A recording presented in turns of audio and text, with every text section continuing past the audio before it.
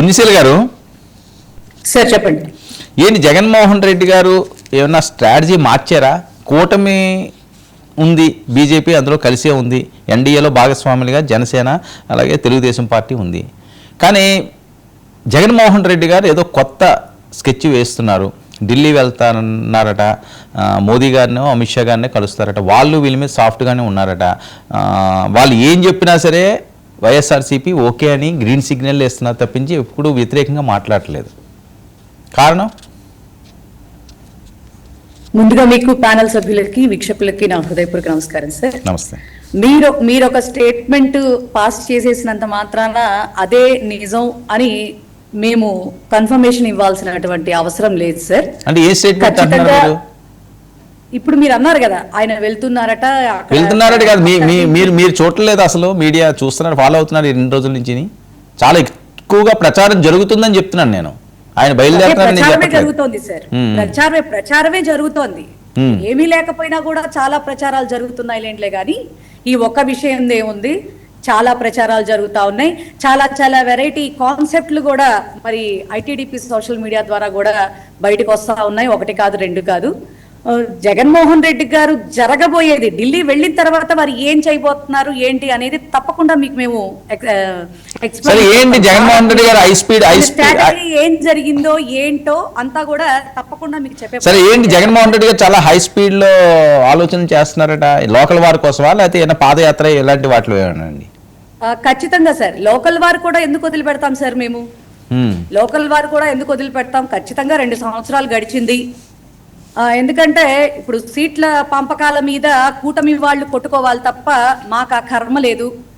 175 నియోజకవర్గాల్లో కూడా మాకు క్యాండిడేట్స్ ఉన్నారు, మాకు నిలబడేటటువంటి ప్రతినిధులు ఉన్నారు. సో జగన్మోహన్ రెడ్డి గారు మాకైతే ఖచ్చితంగా చెప్పినటువంటి మాట అయితే ఒక్కటే, ఎక్కడా కూడా యునానిమస్ జరగడానికి వీలు లేదు, ఖచ్చితంగా బెస్ట్ ఫైట్ ఇవ్వాలి అని చెప్పని చూద్దాం సార్. ఎందుకంటే ఇప్పటి వరకు 2 సంవత్సరాల వారి పాలన మేము చూసున్నాం, ప్రజలు చూసున్నారు ఏ రకంగా. పుణ్యశీల గారు మీది మళ్ళీ సిగ్నల్ బ్రేక్ అవుతుంది. రైట్. కృష్ణాంజలి గారు. వర్మ గారు నమస్తే. నమస్తే అండి. ఏంటి జగన్మోహన్ రెడ్డి గారు మీరన్నా విన్నారా ఇలా వెళ్తున్నారని ప్రచారం జరుగుతుంది? మీరు కూడా వెళ్ళలేదా? వెళ్ళిన తర్వాత మాట్లాడుకుందాం అంటారా? ఢిల్లీకి వైఎస్ జగన్మోహన్ రెడ్డి వెళ్ళబోతున్నారు, వెళ్లి కేంద్రంలో ఉండేటువంటి పెద్దలనే కలవబోతున్నారు, ప్రధానమంత్రి అపాయింట్మెంట్ కోసం ప్రయత్నం చేస్తున్నారు జగన్మోహన్ రెడ్డి అని నేషనల్ మీడియాలో ప్రముఖంగా వార్తా కథనాలు వస్తున్నాయి. ఎందుకు కలుస్తున్నారు, ఎందుకు కలవాలనుకుంటున్నారు, ఆ ప్రయత్నం ఏంటి అని అంటే, ఆ ప్రయత్నం కూడా ఎంపీ మిథున్ రెడ్డి అదేవిధంగా వైవి సుబ్బారెడ్డి ద్వారాగా ఈ విధంగా ప్రధాని అపాయింట్మెంట్ కోసం ప్రయత్నం చేస్తున్నారు. అయితే అపాయింట్మెంట్ అయితే ఇంకా దొరకలేదు జగన్మోహన్ రెడ్డికి, ప్రధానమంత్రి అపాయింట్మెంట్ అనేటువంటిది ఇప్పుడు వరకు ఉన్నటువంటి మీడియాలో వస్తున్నటువంటి కథనాలు. ఎందుకు వెళ్తున్నారు, కారణం ఏంటి అనంటే, ఇప్పుడు ఆంధ్రప్రదేశ్ లో ఏదైనా ఉంటే ఆంధ్రప్రదేశ్ ప్రభుత్వం మీద ఆయన పోరాటం చేస్తారు. కేంద్రంలో ఉన్నటువంటి బీజేపీ కూడా కూటమి ప్రభుత్వంలోనే ఉంది. ప్రత్యేకంగా ఈయన వెళ్ళి కంప్లైంట్ చేయడానికో లేకపోతే ఇంకొక ఫిర్యాదు చేయడానికో ఇంకోటి చేయడానికో ఈయనేమి కూటమిలో ఉన్నటువంటి సభ్యుడు కూడా కాదు. వైఎస్ఆర్ కాంగ్రెస్ పార్టీ కూటమి సభ్యత్వం ఉన్నటువంటి పార్టీ కాదు. అయ్యో మరి ఎందుకు వెళ్తున్నారు అనంటే, మీడియాలో వస్తున్నటువంటి కథనాల ప్రకారంగా చూస్తే ఇప్పటి వరకు ఉన్నటువంటి సమాచారం ప్రకారంగా మద్యం కేసులో ఎన్ఫోర్స్మెంట్ డైరెక్టరేట్, కేంద్ర ప్రభుత్వ ఆధీనంలో ఉన్నటువంటి ఎన్ఫోర్స్మెంట్ డైరెక్టరేట్ రంగంలోకి దిగింది. ఈ కేసులో ఇప్పటికే కసిరెడ్డి, రాజశేఖర్ రెడ్డి అదేవిధంగా ఇప్పటికే సిట్టు అరెస్ట్ చేసినటువంటి వాళ్ళని తిరిగి ఇప్పుడు ఈడీ విచారించటం, వాళ్ళకు నోటీసులు ఇవ్వటం, ఇవన్నీ కూడా జరుగుతున్నటువంటి పరిణామాలు. ఫైనల్ గా ఈడీకి సంబంధించినటువంటి దర్యాప్తు విషయంలో అంతిమ లబ్ధిదారుగా ఉన్నటువంటి జగన్మోహన్ రెడ్డికి ఎన్ఫోర్స్మెంట్ డైరెక్టరేట్ నోటీసులు ఇవ్వబోతోంది అనేటువంటిది ఇప్పటి వరకు ఉన్నటువంటి సమాచారం. ఎన్ఫోర్స్మెంట్ డైరెక్టరేట్ నోటీసులు ఇస్తే ఆ నోటీసుల తర్వాత జగన్మోహన్ రెడ్డి అరెస్టు కూడా జరిగేటువంటి అవకాశాలు ఉండొచ్చు. అది కూడా బహుశా ఈ కొద్ది నెలల్లోనే జరగవచ్చు అనేటువంటిది కూడా సమాచారం. దీంతో ఎలాగో కేంద్ర ప్రభుత్వంతో వైఎస్ఆర్ కాంగ్రెస్ పార్టీకి జగన్మోహన్ రెడ్డికి సత్సంబంధాలు ఉన్నటువంటి మాట వాస్తవమే. ఇది తెలుగుదేశం వాళ్ళు బయటికి చెప్పకపోయినా, జనసేన వాళ్ళు బయటికి చెప్పకపోయినా ఇది వాస్తవం. 2019 నుంచి 24 వరకు ఆ విధమైన సంబంధాలు ఉన్నాయి. అంటే ఇక్కడ ప్రభుత్వం అక్కడ ప్రభుత్వం కాబట్టి సంబంధాలు ఉండొచ్చు. 2024 తర్వాత కూడా అదే సంబంధాలు కొనసాగుతున్నాయి అనేటువంటి అర్థమవుతున్నటువంటి పరిస్థితి.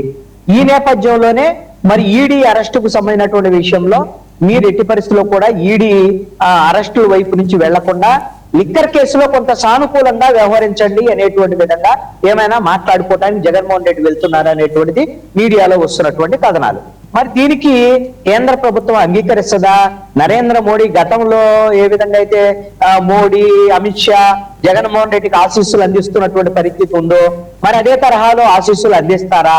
లేదు అనంటే కూటమిలో ఉన్నటువంటి వాళ్ళ మిత్రులైనటువంటి చంద్రబాబు నాయుడు, పవన్ కళ్యాణ్ వీళ్ళ ఒత్తిడి మేరకు ఏమన్నా జగన్మోహన్ రెడ్డి అరెస్ట్ కి అంగీకరిస్తారా? ఇప్పుడు మా ఒత్తిడి ఏం లేదు అనేటువంటిది అనటానికి ఏం లేదు. తెలుగుదేశము, జనసేన వీళ్ళిద్దరూ ఖచ్చితంగా ఎన్నికల సమయంలో ప్రజలకు హామీ ఇచ్చారు.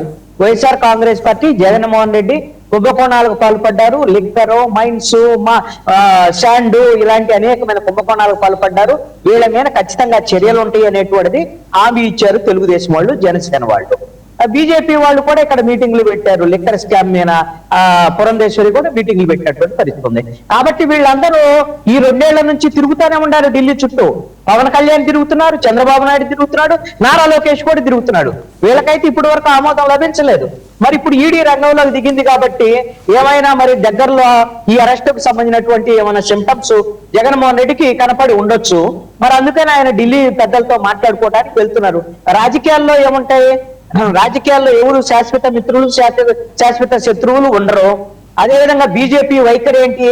తెలుగుదేశం అనేటువంటిది మనకు నమ్మదగినటువంటి మిత్రుడు కాదని బీజేపీ వాళ్ళ వైఖరి. బీజేపీతో తెలుగుదేశం వాళ్ళ యొక్క సంబంధాలు కూడా అప్పటి వరకు అంతే ఉన్నాయి. 1999లో పొత్తు పెట్టుకున్నారు, 2004లో ఓడిపోయిన తర్వాత విడిపోయారు. ఆ తర్వాత నరేంద్ర మోడీ మీద విమర్శలు చేశారు.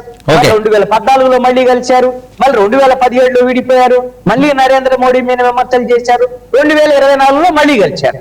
కాబట్టి వీళ్ళు విడిపోవటం, కలవటం వీళ్ళ అవసరానికి తెలుగుదేశం వాళ్ళు ఓకే. గాని వైఎస్ఆర్ కాంగ్రెస్ పార్టీ, జగన్మోహన్ రెడ్డి ఓ బీజేపీతో 2012 నుంచి ఇప్పుడు వరకు కూడా వాళ్ళతో ఒకే తరహా